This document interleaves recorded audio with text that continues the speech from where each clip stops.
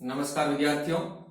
आज हम organometallic compounds यानी कारक धात्विक यौगिकों के वर्गीकरण यानी क्लासिफिकेशन के बारे में जानेंगे। इससे पहले वाले वीडियो में मैंने आपको बताया था कि कारक धात्विक यौगिकों का वर्गीकरण है वो कई मापदंडों के आधार पर किया जाता है।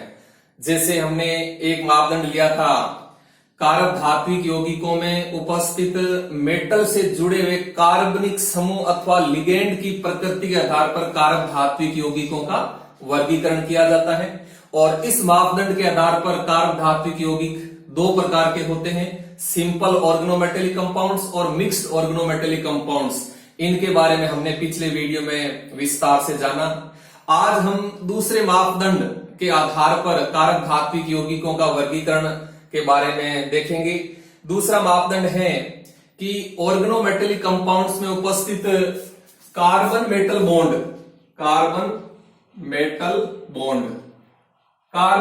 बॉन्ड की प्रकृति के आधार पर यानी नेचर के आधार पर ऑर्गेनोमेटेलिक कंपाउंड्स के कौन कौन से प्रकार होते हैं। तो देखिए, कार्बन मेटल बॉन्ड की प्रकृति के आधार पर ऑर्गेनोमेटेलिक कंपाउंड्स यानी कारक धात्विक यौगिक कई प्रकार के होते हैं, जैसे ionic compound, covalent compound, bridge bonded compound, delocalised pi bonded compound. इनके बारे में आज हम इस वीडियो में जानेंगे। तो सबसे पहला प्रकार हम लेते हैं आयोनिक कंपाउंड। Ionic compounds. देखो, आयनिक यौगिक क्या होते हैं। इन यौगिकों में कार्बन मेटल बॉन्ड आयोनिक होता है, यानी जो कार्बन मेटल बॉन्ड होता है उसकी नेचर आयनिक होती है। ठीक। और नेक्स्ट बिंदु की बात करें तो जो लार्ज साइज की क्षार धातुएं हैं, जैसे सोडियम, पोटेशियम, रुबिडियम, सीजियम आदि धातुएं इस प्रकार के ऑर्गेनोमेटेलिक कंपाउंड्स बनाती हैं। यहां ध्यान दें कि बड़े आकार की जो एल्कली मेटल्स हैं, जो क्षार धातुएं हैं, जैसे सोडियम, पोटेशियम, रुबिडियम, सीजियम, इन धातुओं के जो कारक धात्विक यौगिक होते हैं वो आयोनिक नेचर के होते हैं, आयनिक प्रकृति के होते हैं। ठीक। यहां ध्यान देना, जो लिथियम है, हालांकि लिथियम एक क्षार धातु है, लेकिन लिथियम की साइज छोटी होने के कारण लिथियम के जो कारक धात्विक यौगिक होते हैं वो सामान्यतः इस श्रेणी में नहीं आते हैं। ये बात अच्छी तरह से ध्यान में रखना। यानी इस श्रेणी के अंदर सोडियम है, पोटेशियम है, रुबिडियम है, सीजियम है आदि क्षार धातुओं के कारक धात्विक यौगिक आते हैं। ठीक। अब देखो, इन यौगिकों में क्या होता है। इन यौगिकों के अंदर जो मेटल होता है, ये जो मेटल और जो ऑर्गेनिक ग्रुप होता है, ऑर्गेनिक ग्रुप, क्योंकि कारक धात्विक यौगिकों में मेटल के साथ ऑर्गेनिक ग्रुप जुड़ा होता है, तो इन यौगिकों में क्या होता है कि जो मेटल है वो तो लार्ज कैटाइन होता है, और जो ऑर्गेनिक ग्रुप होता है वह ऑर्गेनिक ग्रुप स्मॉल एनाइन होता है, स्मॉल एनाइन होता है।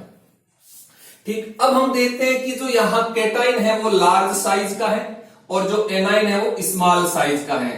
तो ऐसी कंडीशन में क्या होता है कि जो ये बड़े आकार का धनाइन है, ये बड़े आकार का धनाइन छोटे आकार के ऋणाइन को कम ध्रुवित करेगा अकॉर्डिंग टू फाजान्स रूल।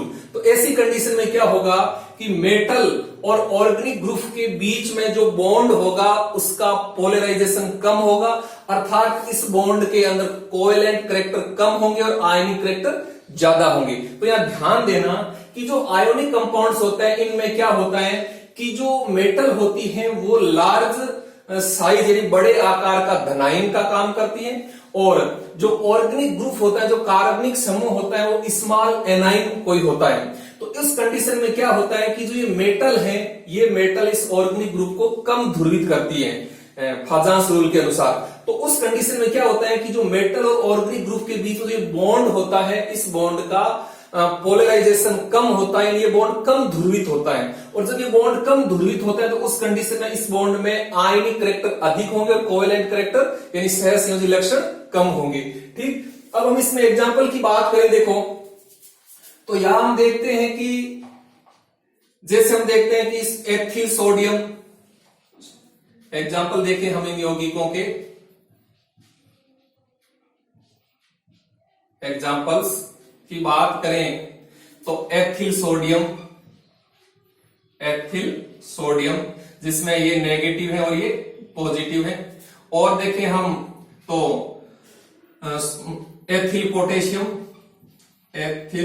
पोटेशियम जिसमें ये पॉजिटिव ये नेगेटिव।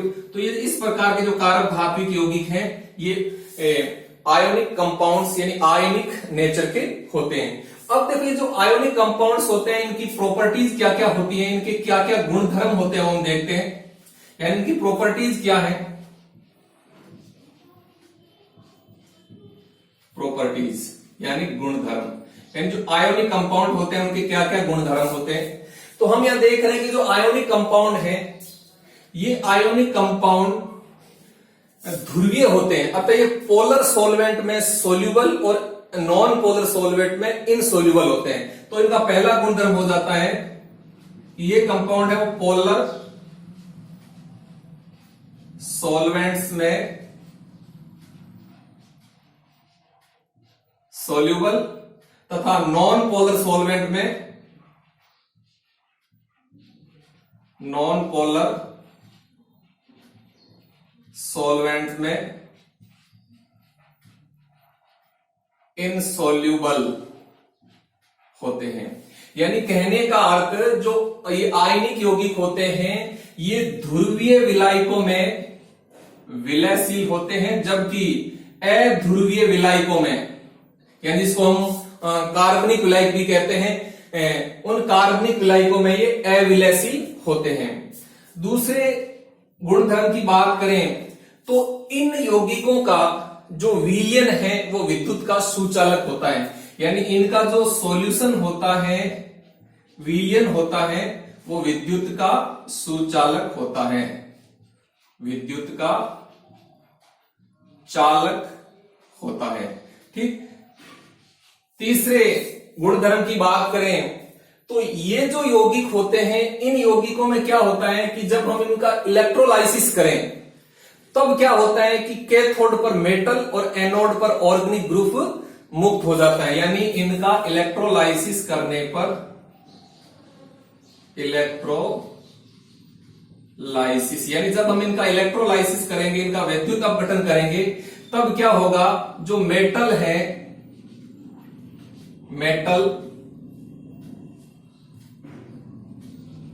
मेटल है वो तो कैथोड पर मुक्त होती है, और जो ऑर्गेनिक ग्रुप है, ऑर्गेनिक ग्रुप वो एनोड पर मुक्त हो जाता है। ठीक, यानी कहने का अर्थ ये जो आयनिक कंपाउंड होते हैं इनका इलेक्ट्रोलाइसिस यदि हम करें, इनका विद्युत अपघटन करें तो मेटल पर जो मेटल है वो कैथोड पर और जो ऑर्गेनिक ग्रुप है वो एनोड पर मुक्त हो जाते हैं। 4 नंबर गुणधर्म की बात करें तो ये जो आयोनिक कंपाउंड होते हैं ये साल्ट के समान सॉलिड स्टेट में होते हैं, साल्ट लाइक सॉलिड होते हैं, साल्ट लाइक सॉलिड्स होते हैं, यानी लवणों के समान ठोस पदार्थ होते हैं ये। नेक्स्ट प्रॉपर्टीज की बात करें तो ये जो आयोनिक कंपाउंड्स होते हैं ये उभय अपघटन अभिक्रिया देते हैं, उभय अपघटन रिएक्शन देते हैं। जैसे मान लीजिए हम एक रिएक्शन लिख रहे हैं यहां एथिल सोडियम की रिएक्शन यदि हम एथिल ब्रोमाइड के साथ करवा दें, तब देखो यहां क्या होता है, एथिल सोडियम की रिएक्शन एथिल ब्रोमाइड के साथ करवा दें तो यहां ये बन जाता है, देखो CH3 CH2 CH2 यानी ब्यूटेन और सोडियम ब्रोमाइड प्राप्त हो जाता है। यानी कहने का अर्थ ये कंपाउंड उभय अपघटन रिएक्शन देते हैं। तो इस प्रकार से इन आयोनिक कंपाउंड्स की ये प्रॉपर्टीज होती हैं। ठीक, तो ये पहला प्रकार हो गया आयोनिक कंपाउंड्स। ठीक, अब हम दूसरा प्रकार लेते हैं कारक धात्विक यौगिकों का कार्बन मेटल बॉन्ड की प्रकृति के आधार पर। दूसरा है कोवेलेंट कंपाउंड्स यानी सह संयोजी यौगिक।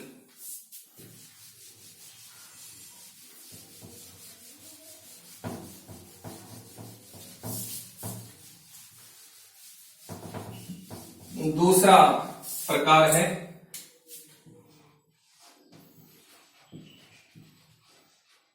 कोवेलेंट कंपाउंड्स यानी सह संयोजी यौगिक। देखो इन सह संयोजी यौगिकों को हम सिग्मा बॉन्डेड ऑर्गेनोमेटेलिक कंपाउंड्स भी कहते हैं, यानी इनका दूसरा नाम सिग्मा बॉन्डेड कंपाउंड्स भी होता है। ठीक, क्योंकि यहां क्या होता है कि मेटल और लिगेंड के बीच में सिग्मा बॉन्ड होता है जो कि कोवेलेंट नेचर का होता है। अतः हम इन कोवेलेंट कंपाउंड्स को सिग्मा बॉन्डेड कंपाउंड्स भी कहते हैं। अब देखो ये जो सहसंयोजी यौगिक होते हैं इनके अंदर क्या क्या प्रॉपर्टीज होती है ये हम देखना चाहते हैं। तो इन यौगिकों में जो कार्बन मेटल बॉन्ड होता है वह कार्बन मेटल बॉन्ड सह संयोजी प्रकृति का होता है, यानी कोवेलेंट नेचर होती है उसकी, यानी सह संयोजी प्रकृति होती है कार्बन मेटल बॉन्ड की। ठीक, अब देखो इस कैटेगरी में किन धातुओं के कारक धात्विक यौगिक आते हैं। तो देखो कोवेलेंट नेचर के जो कंपाउंड हैं ये जो नॉन ट्रांजिशन मेटल इस प्रकार के यौगिक बनाती है। Non transition metal, non transition metals जैसे जिंक, कैडमियम, पारा, और अपन देखें तो लेड, टिन आदि धातुएं हैं वो इस प्रकार के कोवेलेंट कंपाउंड्स बनाती हैं। यानी जो नॉन ट्रांजिशन मेटल्स के कारक धात्विक यौगिक होते हैं वो इन यौगिकों की श्रेणी में आते हैं, जैसे जिंक है, कैडमियम है, पारा है, लेड है, टिन है आदि धातुओं के जो ऑर्गेनोमेटेलिक कंपाउंड्स होते हैं वो इस श्रेणी में आते हैं। अब देखो यहां हम एग्जाम्पल की बात करें, यानी इनके उदाहरण देखें, एग्जाम्पल्स देखें, तो देखो इसके अंदर एक डाई एथिल जिंक होता है, डाई एथिल जिंक जिसको हम फ्रैंकलैंड अभिकर्मक भी कहते हैं, फ्रैंकलैंड अभिकर्मक ये इस श्रेणी में आता है, यानी डाई एथिल जिंक। और अपन देखें तो टेट्रा एथिलेड C2H5 4Pb यानी टेट्रा एथिलेड जिसको हम शॉर्ट में टेल भी कहते हैं, टेल, जिसका उपयोग ईंधन में एंटी नॉकिंग एजेंट के रूप में किया जाता है। तो टेट्रा एथिलेड है, डाई एथिल जिंक है, और इसी प्रकार जो कैडमियम है, मरकरी है, टिन है, इनके जो कारक धात्विक यौगिक होते हैं वो क्या होता है इन कोवेलेंट कंपाउंड्स की श्रेणी में आते हैं। क्योंकि यहां क्या होता है कि यहां जो कार्बन मेटल बॉन्ड होता है, कार्बन मेटल बॉन्ड, इस कार्बन मेटल बॉन्ड में क्या होता है कि जो मेटल है, मेटल वो स्मॉल साइज का केटाइन होता है। क्या होता है? स्मॉल केटाइन होता है। यानी छोटे आकार का धनायन होता है, और यह जो कार्बनिक ग्रुप होता है वो लार्ज साइज का एनाइन होता है। ठीक, तो यहां क्या होता है कि जो छोटे आकार का धनायन है वो बड़े आकार के ऋणायन को अधिक ध्रुवित करता है। तो उस कंडीशन में क्या होता है कि फाजान्स रूल के अनुसार ये जो कार्बन और मेटल के जो बीच में बॉन्ड होता है वो अधिक ध्रुवित होता है, क्योंकि छोटे आकार का धनायन बड़े आकार के ऋणायन को अधिक ध्रुवित करता है अकॉर्डिंग टू फाजान्स रूल। तो उस कंडीशन में क्या होता है कि इस कार्बन और मेटल के बीच जो बॉन्ड होता है, इस बॉन्ड के अंदर आयोनिक करैक्टर कम हो जाते हैं और सह संयोजी लक्षण बढ़ जाते हैं। तो इस प्रकार से ये दूसरा प्रकार होता है कोवेलेंट कंपाउंड्स को हम सिग्मा बॉन्डेड कंपाउंड्स भी कहते हैं। तो ये दूसरा प्रकार हो गया कारक धात्विक यौगिकों का, कोवेलेंट कंपाउंड यानी सह संयोजी यौगिक। नेक्स्ट प्रकार लेते हैं हम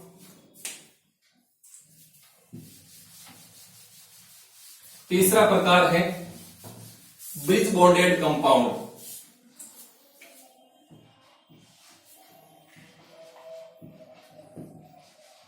ब्रिज बॉन्डेड कंपाउंड्स यानी सेतु बंधित यौगिक, जिनको हम इलेक्ट्रॉन डेफिशिएंट कंपाउंड भी कहते हैं, यानी इनका दूसरा नाम इलेक्ट्रॉन डेफिशिएंट कंपाउंड्स भी होता है। इनको इलेक्ट्रॉन न्यून यौगिक भी कहते हैं। अब देखो इनको इलेक्ट्रॉन न्यून यौगिक क्यों कहते हैं ये अभी हम देखेंगे इसमें आगे। तो देखो ये तीसरा प्रकार है सेतु बंधित यौगिक।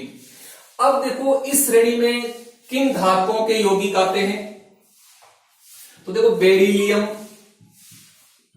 एल्यूमिनियम, लिथियम आदि के यौगिक इस श्रेणी में आते हैं। यानी बेरिलियम के कारक धात्विक यौगिक, एल्यूमिनियम के कारक धात्विक यौगिक, लिथियम के कारक धात्विक यौगिक, ऐसी धातुओं के जो ऑर्गेनोमेटेलिक कंपाउंड्स हैं वो ब्रिज बॉन्डेड कंपाउंड्स की श्रेणी में आते हैं, सेतु बंधित यौगिकों की श्रेणी में आते हैं। ठीक, अब देखो इन यौगिकों में क्या होता है, इन यौगिकों में केंद्रीय धातु यानी इनका जो धातु परमाणु होता है उनका अष्टक पूरा नहीं होता है, यानी इनमें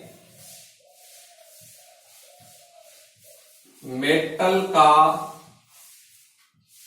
ऑक्टेट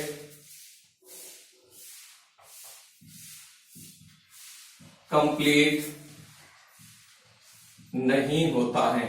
यानी इन यौगिकों में जो केंद्रीय धातु होती है उनका जो ऑक्टेट है वो कंप्लीट नहीं होता है। तो ऐसी स्थिति में क्या होता है, तो ऐसी स्थिति में इनके अणु हैं वो ब्रिज बॉन्ड के द्वारा बहुलीकृत हो जाते हैं। ब्रिज बॉन्ड के द्वारा पॉलीमेराइज यानी बहुलीकृत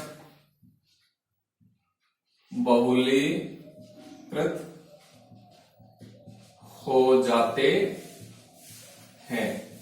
यानी ये जो ब्रिज बॉन्डेड कंपाउंड होते हैं जिनको हम इलेक्ट्रॉन डेफिशिएंट कंपाउंड कहते हैं, इनमें क्या होता है कि जो मेटल है जैसे बेरिलियम है, एल्यूमिनियम है, लिथियम है आदि, इन मेटल का क्या होता है कि जो अष्टक है वो पूरा नहीं होता है। ठीक, यानी इनके जो ऑक्टेट है, जो अष्टक है उसमें 8 से कम इलेक्ट्रॉन होते हैं। तो ऐसी स्थिति में क्या होता है कि इन यौगिकों के जो अणु हैं वो ब्रिज बॉन्ड के द्वारा यानी सेतु बंध के द्वारा बहुलीकृत हो जाते हैं। तो यहां हम देख रहे हैं कि मेटल का ऑक्टेट कंप्लीट नहीं है, यानी मेटल के ऑक्टेट में 8 से कम इलेक्ट्रॉन है, इसलिए हम इनको इलेक्ट्रॉन डेफिशिएंट कंपाउंड यानी इलेक्ट्रॉन न्यून यौगिक भी कहते हैं। अब देखो हम इन यौगिक कुछ एग्जांपल की बात करें तो देखो यहां हम देखते हैं इनके उदाहरण। एग्जांपल्स, हम एग्जांपल की बात करें तो देखो एक है trimethyl aluminium, trimethyl aluminium, dimethyl beryllium, dimethyl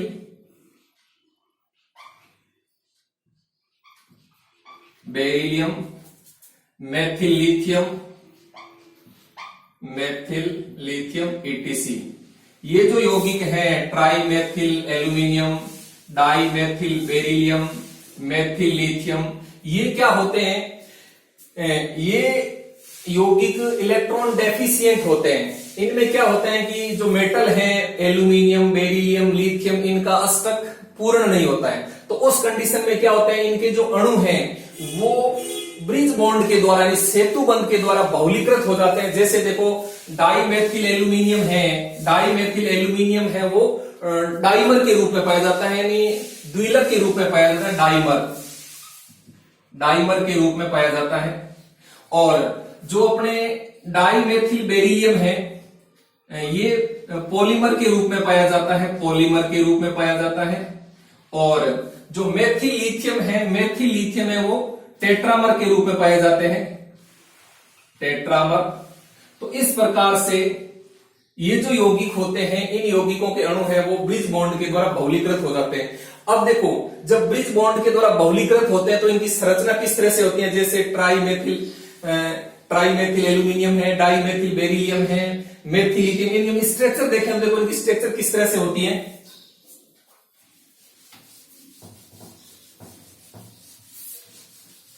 यानी इनकी हम संरचना देखें तो देखो ट्राइमेथिल एल्यूमिनियम, एक हमने एग्जांपल लिया था डाइमेथिल बेरिलियम, और एक एग्जांपल हमने लिया था मेथिल लिथियम। ठीक, तो यहां हम देखते हैं कि जो ट्राइमेथिल एल्यूमिनियम, इनके जो अणु हैं वो डाइमर के रूप में पाए जाते हैं, डाइमर यानी द्विलक के रूप में पाए जाते हैं। अब देखो किस तरह से, देखो यहां किस तरह से इनकी संरचना बन जाती है। एल्यूमिनियम, मेथिल,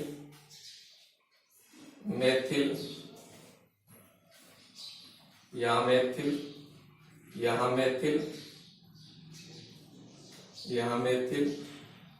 और यहां मेथिल।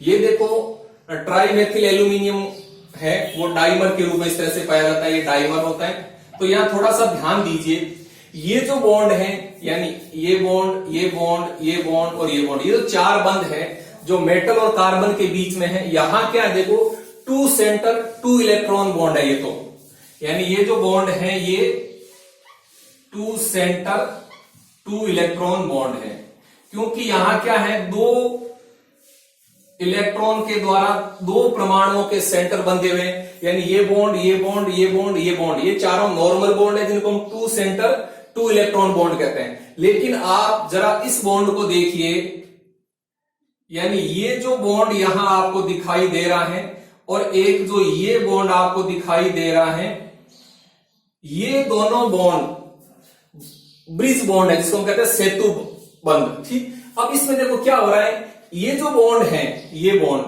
और ये बॉन्ड, इसमें क्या है देखो यहां हम देख रहे हैं कि 2 इलेक्ट्रॉनों से 3 परमाणुओं के सेंटर बंधे हुए हैं। तो यहां इनको बोलते हैं 3 centre 2 electron bond, 3 centre 2 electron bond. अच्छी तरह से ध्यान रखना, यानी ये जो सेतु बंध है, यहां सेतु बंध में क्या है कि 3 सेंटर 2 इलेक्ट्रॉन बॉन्ड है, क्योंकि यहां क्या है 2 इलेक्ट्रॉनों से 3 परमाणुओं के जो न्यूक्लियस है, नाभिक है, वो बंधे हुए हैं। तो ये 3 सेंटर 2 इलेक्ट्रॉन बॉन्ड हो गए 2, और 4 बॉन्ड हो गए 2 सेंटर 2 इलेक्ट्रॉन बॉन्ड, यानी कार्बन और मेटल के बीच में। तो ये जो डाइमर है, इस डाइमर के अंदर 2 तरह के बॉन्ड हो गए कार्बन और मेटल के बीच में, जिसमें एक तो है 2 सेंटर 2 इलेक्ट्रॉन बॉन्ड और दूसरे प्रकार के 3 सेंटर 2 इलेक्ट्रॉन बॉन्ड। ठीक, तो इस तरह से ट्राइमेथिल एल्यूमिनियम के जो अणु है वो डाइमर के रूप में पाए जाते हैं। इसी प्रकार से डाइमेथिल बेरिलियम के जो अणु है वो पॉलीमर के रूप में पाए जाते हैं। इस तरह से देखो बेरिलियम, यहां मेथिल, इधर मेथिल, इधर मेथिल, ये बेरिलियम, ये आगे चलता रहेगा, यहां मेथिल, यहां मेथिल, फिर ये आगे इस तरह से चलता रहेगा। ठीक, तो इस तरह से जो ये डाई मेथिल बेरिलियम है, इनके जो अणु है वो हम देख रहे हैं कि पॉलीमर के रूप में होते हैं, पॉलीमर के रूप में पाए जाते हैं, पॉलीमर। ठीक, अब यहां भी हम देख रहे हैं कि ये जो बेरिलियम और ये जो बॉन्ड होता है, ये बॉन्ड, इधर ये बॉन्ड और इधर ये बॉन्ड और इधर ये बॉन्ड, ये क्या होते हैं, ये 3 सेंटर 2 इलेक्ट्रॉन बॉन्ड है, अर्थात यहां भी 3 सेंटर 2 इलेक्ट्रॉन बॉन्ड है इसके अंदर, यानी डाई मेथिल बेरिलियम के जो अणु हैं वो आपस में सेतु बंध के द्वारा बंध करके पॉलीमर के रूप में पाए जाते हैं। इसी प्रकार यदि हम इस मेथिल लिथियम की संरचना देखें तो मेथिल लिथियम है वो टेट्रामर के रूप में पाया जाता है, टेट्रामर के रूप में पाया जाता है। अब देखो इसकी जो संरचना है वो किस तरह से होती है, तो देखो इसकी संरचना इस तरह से होती है, ध्यान से देखिए। हमें पहले एक यहां क्या बना लेते हैं, क्यूब बना लेते हैं इस तरह से,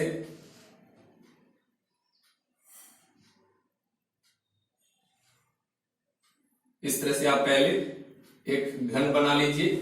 अब क्या होता है कि यहां 4, क्योंकि ये टेट्रामर के रूप में होता है, मेथिल लिथियम है वो टेट्रामर के रूप में है, तो 4 लिथियम और 4 मेथिल समूह ये आपस में किस तरह से जुड़े होते हैं, तो देखो यहां एकांतर क्रम में आपको मेथिल और लिथियम रखना है। अब देखो यहां आपने रख दिया लिथियम, तो यहां आ जाएगा कार्बन, इसके बाद में यहां आपका आ जाएगा कार्बन, यहां आपका आ जाएगा लिथियम, इसी तरह से यहां भी रख दीजिए एकांतर क्रम में। ये कार्बन है तो सॉरी यहां लिथियम है, तो यहां आपका आ जाएगा कार्बन, यहां फिर आपका आ जाएगा लिथियम, यहां आ जाएगा कार्बन और यहां आ जाएगा लिथियम। अब देखो इस तरह से जो लिथियम और 4 कार्बन है वो एकांतर क्रम में यानी अल्टरनेट क्रम में जुड़े हुए हैं। अब देखो यहां क्या होता है, यहां इस पर H H H, इसी तरह से यहां भी H H H जुड़े होते हैं, इसी तरह से यहां भी H H और H हो गए, इसी तरह से यहां भी H H और ये H हो जाते हैं, यानी ये चारों मेथिल समूह हो गए, 4 लिथियम हो गए। अब इसमें और अपन देखें कि ये जो लिथियम है, ये लिथियम अन्य 3 लिथियम से जुड़ा रहेगा। जैसे देखो ये लिथियम इधर इस लिथियम से जुड़ा रहेगा, ये लिथियम इधर इस लिथियम से जुड़ा रहेगा और ये लिथियम इधर इस लिथियम से जुड़ा रहेगा। इसी प्रकार ये लिथियम है, ये भी देखो तीनों तरफ जुड़े रहेंगे, इधर ये जुड़ा हुआ है, इससे ये और जुड़ा रहेगा और इससे ये जुड़ा रहेगा। इसी प्रकार ये लिथियम भी देखो इधर इस लिथियम से जुड़ा हुआ है और ये लिथियम यहां से इससे और जुड़ा होता है, देखो यहां से ये यहां से। तो इस तरह से ये मेथिल लिथियम की संरचना होती है, क्योंकि मेथिल लिथियम के अणु है वो संगुणित अवस्था में एसोसिएटेड स्टेट में पाए जाते हैं, यानी ये टेट्रामर के रूप में पाए जाते हैं, जिसमें चारों लिथियम के परमाणु एक चतुष्फलक के 4 कोनों पर व्यवस्थित रहते हैं और जो मेथिल समूह का कार्बन है वो चतुष्फलक के केंद्र से थोड़ा ऊपर की ओर होते हैं, ठीक है। और एक कार्बन है वो 3 लिथियम परमाणु से जुड़ा और प्रत्येक लिथियम परमाणु अन्य 3 लिथियम परमाणु से भी जुड़े रहते हैं। तो इस प्रकार से इसमें अपने जो मेथिल लिथियम की जो संरचना है, जो टेट्रामर के रूप में तो इस तरह से संरचना होती है। तो इस प्रकार से ये ब्रिज बॉन्डेड कंपाउंड होते हैं, जिसको इलेक्ट्रॉन डेफिशिएंट कंपाउंड कहते हैं। तो ये हमारा तीसरा प्रकार हो गया। और कार्बन मेटल बॉन्ड की प्रकृति का जो चौथा प्रकार है वो है डी लोकेलाइज्ड पाई बॉन्डेड कंपाउंड, जिसके बारे में हम नेक्स्ट वीडियो में जानेंगे। धन्यवाद, थैंक यू।